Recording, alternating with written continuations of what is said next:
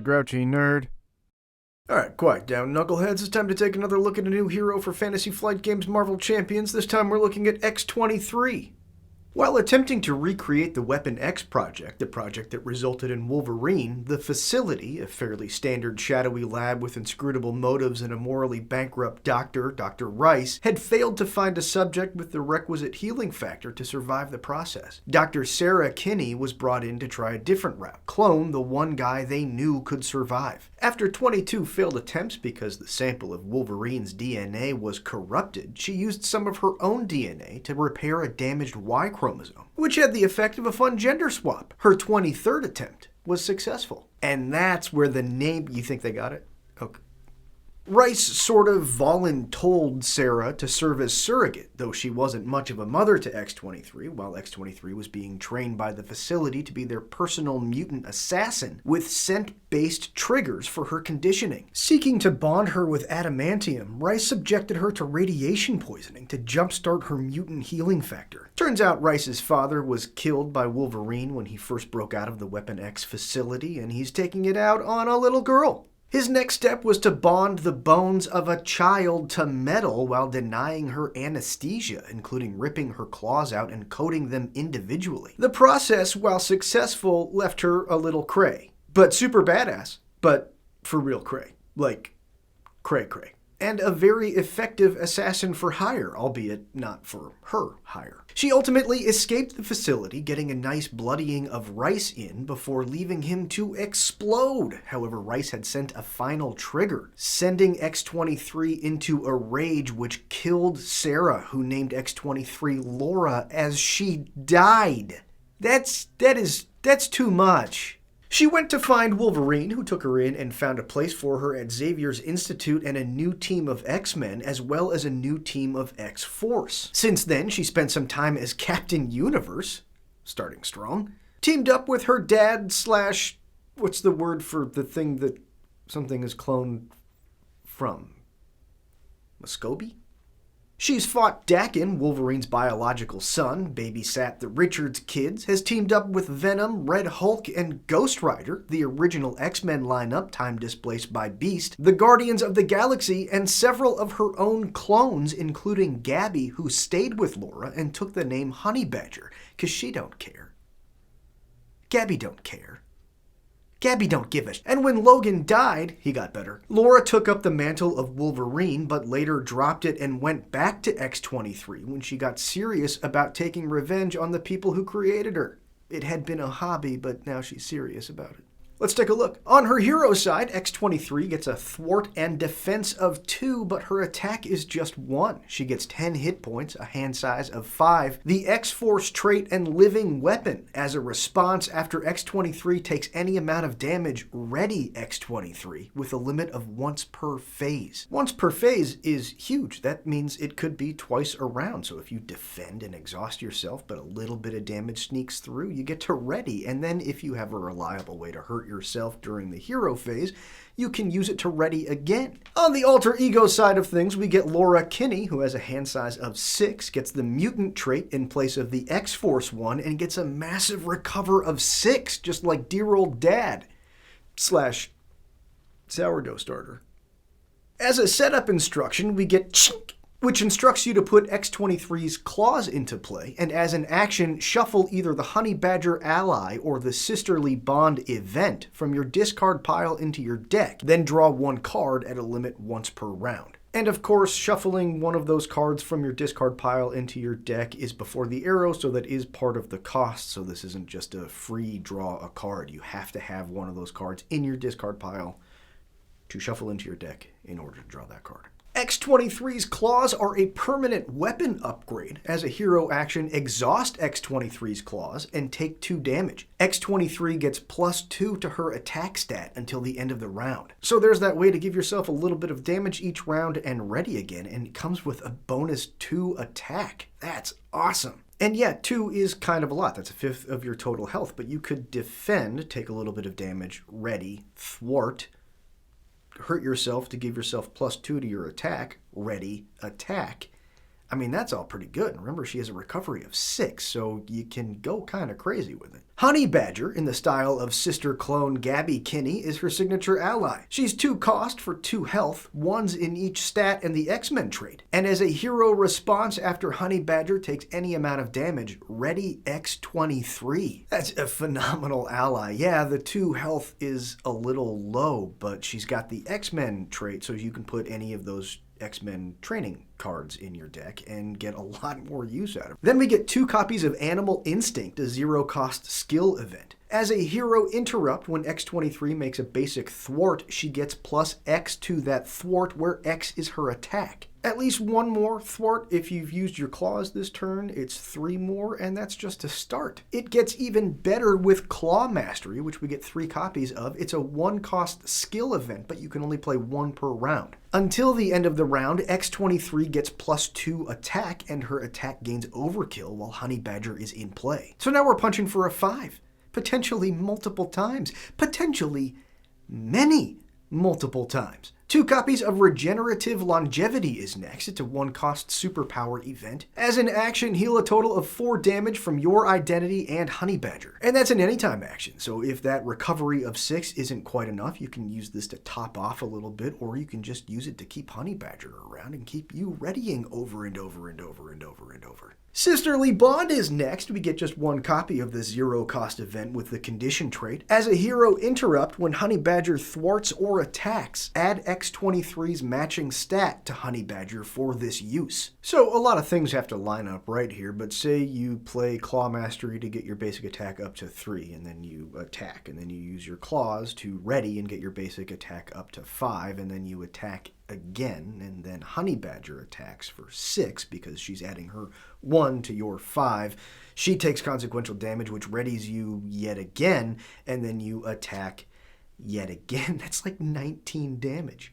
And this is the other card other than Honey Badger that your alter ego ability goes and scoops out of your discard pile and puts back into your deck, so it's even possible to see this one several times. Sisterhood is next. 1 copy of a 2-cost support with the condition trait. As an anytime action, exhaust Sisterhood and discard an X-23 card from your hand to search your deck and discard pile for Honey Badger and add her to your hand. So your own hero cards are of course always your best cards, so it does suck to have to give one of those up, but if you're getting Honey Badger out of it, well, that's fine.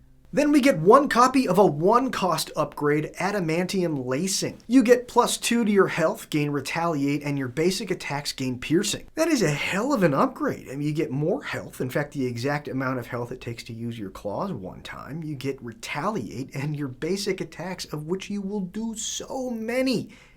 Get rid of tough statuses for 1 resource. Grim Resolve is next. It's another 1-cost upgrade, this one with the condition trait. Exhaust this card and take 1 damage to generate a wild resource. I love this. You can use it in either form, but if you use it in hero form, it's another damage on demand ability that will ready you once per round. Maybe you don't need to punch this time. Maybe you need to do some clearing of the threat. You can thwart, use this to ready yourself, thwart again. Maybe use Gabby to thwart, take consequential damage. I mean, that's a lot of threat. Maybe you don't need to do all of that, but this is a nice thing to do that doesn't hurt you as much, that isn't necessarily attack focused.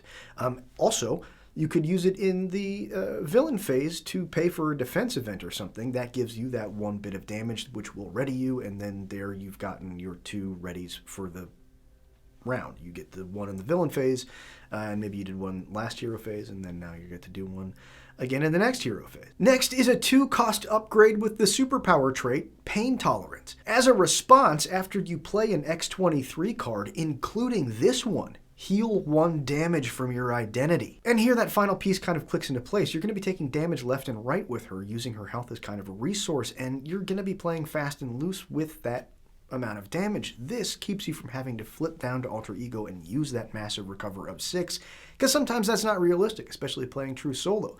This will allow you to heal every time you play one of her cards, and all of her cards are cheap. I think the most expensive one is 2 resources, so you can play 2 or 3 or possibly even 4. I don't know if that, maybe not, but you can play 2 or 3 and you're going to heal 2 or 3 because there's not a limit on it. It's not once per round, once per phase. any of that stuff. I feel like I've talked for a long time about this. For instance, 2 copies of a 0-cost upgrade Puncture Wound, which rounds out her kit. It has the condition trait and it attaches to an enemy that X-23 or Honey Badger attacked this turn. The attached enemy gets -1 to their attack, and as a forced response when the next hero phase begins, discard this card and deal 3 damage to the attached enemy. And again, no limit here. If you have them both in your hand, you can play both of them on the same target, and Pain Tolerance heals you back 1 for each. And then the next time the villain attacks, it is -2 attack, and then it takes 6 damage. I love her. I love her. The bad stuff. Laura's obligation is self-isolation. Search your hand, deck, discard pile, and play area for Honey Badger and place her face down under this obligation. If you cannot, discard this card and deal yourself 1 face down encounter card. As a response, after you make a basic recovery, discard this obligation and Honey Badger. So this one's almost doing that thing where it's kind of good, where it goes and it finds a card that you really want to know where it is and it pulls it out for you. But you have so many ways of finding Honey Badger. I guess just 1 or 2 ways of finding Honey Badger, but you have other ways of finding her that finding her is not going to be as much of a problem in this case. So then this obligation is just sort of annoying, especially because you might not need to use that basic recovery because of Pain Tolerance. But you flip down to Alter Ego, you recover, these both go into the discard pile, and then you use your Alter Ego ability to put Gabby from your discard pile back into your deck and draw a card, so at least there's that. But it's pretty annoying.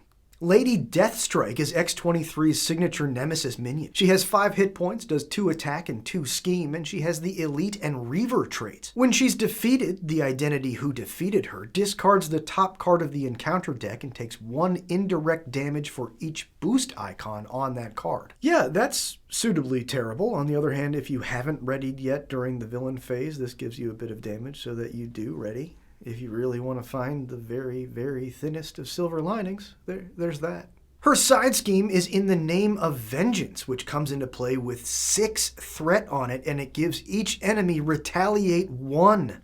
Also really bad, and 6 threat is a lot. And again, if we're looking for the very barest of good things to come out of this, is that gives every attack against an enemy an opportunity for you to take damage and ready, without having to use something. No, there's no good here. Next up is Cyber Mods, a tech attachment which goes on Lady Deathstrike if she's out. If she's not, discard cards from the encounter deck until you discard a minion, put that minion into play, and attach Cyber Mods to it. When the attached minion would be discarded from play, shuffle it into the encounter deck instead. Yeah, so you could be running into Lady Deathstrike over and over, or just some random Hydra guy maybe.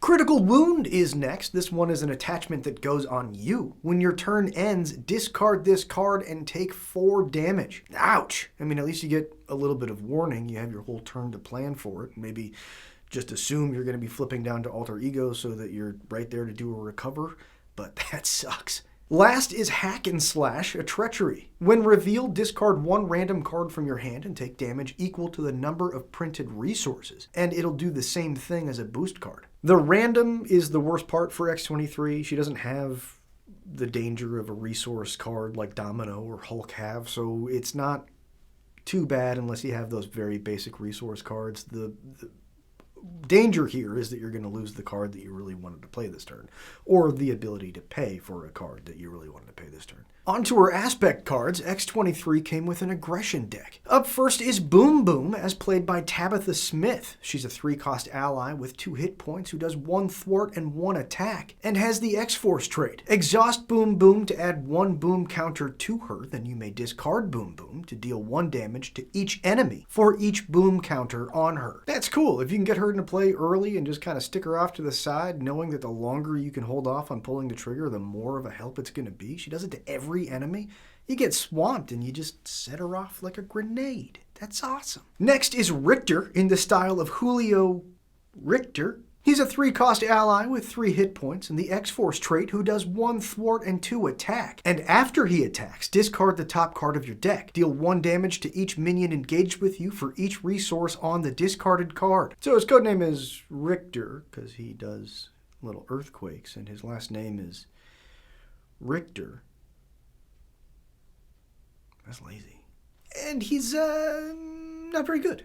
Maybe a Domino. Domino can make great use out of him. She just makes sure Jackpot is on top, so when that is flipped over, he's doing 3 damage to every minion. Outside of her, though, it's not very good. Ultron. He's very good against Ultron. Then we get Shatterstar, as played by Gavrida7. He's a 4-cost ally with 4 hit points, the X-Force trait, and 2s in each stat, but that 2 thwart comes with 2 consequential damage. And when he attacks a minion, engage the minion. If you're already engaged with the minion, he gets +1 to that attack. So in true solo, that means his attack is just straight up 3 against minions. That's pretty good. The 4 cost is kind of a lot, but if he's doing 3 attack against minions, that's not so bad. Even in multiplayer, that's not bad. If you're scooping minions up from everybody else, if you're playing like an overkill deck or something like that. Then we get 3 copies of a 2-cost event, Critical Hit, which you can only play if there is a side scheme in the victory display. As a hero response after you attack an enemy, stun it. I mean, that's tough. Obviously, Cable gets to set up by putting a side scheme into play, so you know you're starting with one, so you know there's going to be one in the victory display pretty soon. But outside of Cable, you got to find it, you got to pay for it, you got to defeat it, and then you got to hope for one of these in your hand. And even once you get one of these in your hand, it's 2 cost plus itself coming out of your hand. That's a lot of trouble for a stun. But something that will help make it worth it is Keep Them Busy, a player side scheme that costs 1 resource to put out and comes into play with 3 threat per identity. It has Victory 0 and the new Assault keyword. When you would use your basic thwart ability against this side scheme, use your attack value instead. And when it's defeated, the identity who defeated it removes 5 threat per identity from the main scheme. Yeah, that'll do. That's awesome. One of the great things about the player side schemes, and there's a lot of great things about the player side schemes, but one of them is that you can sort of put it into play and it just sits there until you're ready to pull the ripcord on it. X-23's attack can get up to 3 very easily. 3 attack will clear this side scheme, so if you had to flip down to Alter Ego, maybe because of your obligation, or you just had to flip down to Alter Ego to recover, it's not going to take too much to then punch this side scheme and clear the main scheme if threat kind of got out of hand while you were in Alter Ego. Now I'm Mad is a 1-cost upgrade with the Condition trait. Play under any player's control with a max of 1 per player. While your hero's remaining hit points are less than half of your hero's starting hit points, your hero gets +1 attack and -1 thwart. Wolverine and X-23, who are healing and damaging all over the place, can really ride that line on that 50%, exactly where this thing triggers, and they can sort of turn it on and off at their whim. X-23, with this, her claws, claw mastery, and combat training, gets up to 7 on her basic attack. I mean, obviously, you got to be careful you're not going to lose by threat while you're playing around with this, but 7 for your basic attack that you can do many times? It's not going to matter what your threat level is because you've already cut the bad guy into tiny, tiny pieces. It's also a great card for Hulk, who has a thwart of 0 anyway, so he's not losing anything. He's only gaining the plus attack. 3 copies of the Direct Approach is next. It's another 1-cost upgrade, this one with the Tactic trait. Attach it to a non-permanent side scheme at a limit of 1 per side scheme. That side scheme gains Assault, which again means you use your basic attack value when making a basic thwart action against it. If you know you're playing a scenario that has several side schemes, Red Skull or whatever, you know that they're going to be an issue in this particular scenario, then yeah, this card is great. But outside of knowing you're going to run into encounter side schemes, it seems best to take this when you know you're going to be defeating a lot of player side schemes, which kind of makes you think Cable, but Cable doesn't really benefit from the stat switch to punching instead of thwarting. Cyclops, or well, Scott Summers, can dig this out of his deck because it's a tactic card, but again, doesn't really gain the benefit of the stat switch. That being said, I'm sure it's going to get more and more useful as more aggression and basic player side schemes are added to the game that don't have the Assault keyword, and you want to add this to it while you're playing X-23 or whatever. What a segue into Specialized Training, a basic player side scheme that costs 1 resource to play. It comes into play with 5 threat per identity, and it has Victory 0. When you defeat it, each player who does not control a specialization upgrade chooses 1 set-aside specialization upgrade and puts it into play under their control. And with this card comes a new keyword, linked. If you're familiar with Arkham Horror, the card game, this is just bonded. If you don't know what that means, it means when you take this player's side scheme, you're also going to take the next 4 cards we're about to look at, and you're going to put them out of play, but somewhere where you can access them during the game. Then once you defeat this player's side scheme, you're going to pick one of them and put them into play. First up is Combat Specialist. Your hero gets +1 attack, and after you perform a basic attack, exhaust this to draw a card. Yeah, they're really good. Defense Specialist gives your hero +1 to their defense, and after your hero performs a basic defend, exhaust this to draw a card. Frontline Specialist gives you +4 to your hit points, and when your identity takes damage from an enemy attack, exhaust this to draw a card. And last is Surveillance Specialist, which gives you +1 to your thwart, and when you use your basic thwart, draw a card. Holy crap! I mean, yeah, that's a lot to do. You gotta, again, find the side scheme, get it into play, get 5 threat off of it, but once you do, you get a static boost, and you get a chance to draw a card each round for something that you're doing anyway. And heroes that ready a bunch are, of course, going to benefit the most from a static boost to one of these stats. X-23, of course, who can boost her attack and then just attack over and over and over again. Quicksilver is great.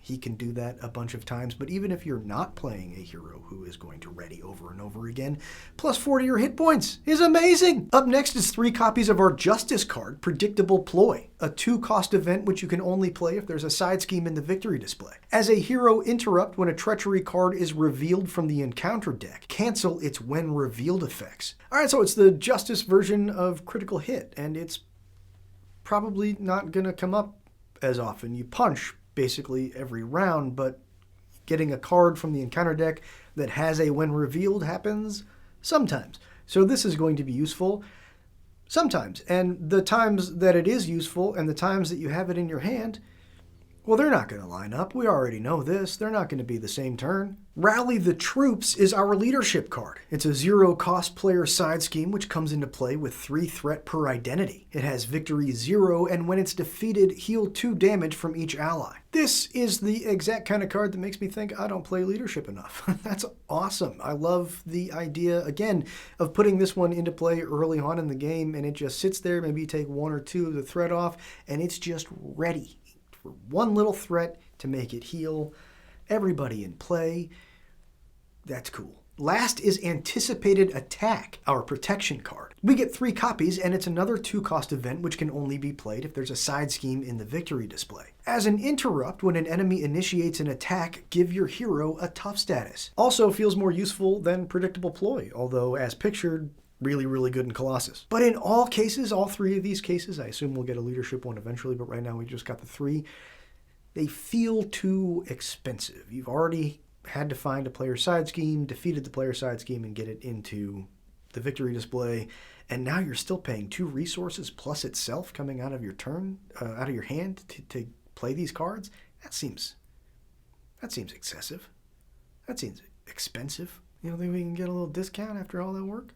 Am I just easy? Am I just distracted by whatever is new? I love her. I love her. I love her in aggression. Of course, she's the clone of Wolverine. She's an aggression machine, but she's also so much fun in protection. She can get her base attack up to 5, maybe even 6 before she does anything else. So Leading Blow, a card that hasn't gotten much attention, is really good. You flip the top card of the encounter deck, minus your attack for each boost icon, and then if it still does damage, you get to ready. So it's one more, it's almost always going to go off. Even if you only get your attack up to 3, it's almost always going to go off. You ready yet again. She's constantly readying a counterpunch. Because your attack stays elevated through the villain phase, you might be counterpunching for 5 to 7. It's so fun. The enemy just throwing itself at you and you just, no. And what doesn't kill me, which happens to heal you for the exact amount that your claws hurt you, and it's another ready. But whatever you do, plan on taking your Aspects X-Men training card so you can put that on Honey Badger. Take Game Time, which will keep her healed, and Readying, which will keep you readying. It's so fun. Sidearm, inspired, danger room training, that gets her attack up to 4. You throw in a sisterly bond. When your attack is at a 5, you might have Honey Badger swinging at a 9. And once again, we see how Fantasy Flight Games can take these two characters who are basically the same. One's literally a clone of the other, and they make them feel very different. Wolverine and X-23 feel completely different, but you can see the connective tissue. You can see where they make sense as the same sort of idea. I think that's super cool. I don't really understand game design well enough to, know things about game design. So when I see it in action, which is especially nice in these living card games where you literally see them designing the game as it goes, it's very cool. I'm a little surprised we didn't see a Wolverine X-23 team-up card. Almost no chance I would ever use it, but I like to see them. And that's all I've got for X-23. We'll be back soon with a extra long episode? What do we call this? It doesn't matter. Deadpool has a lot of cards. It's going to take a long time. Sorry. Get off my lawn.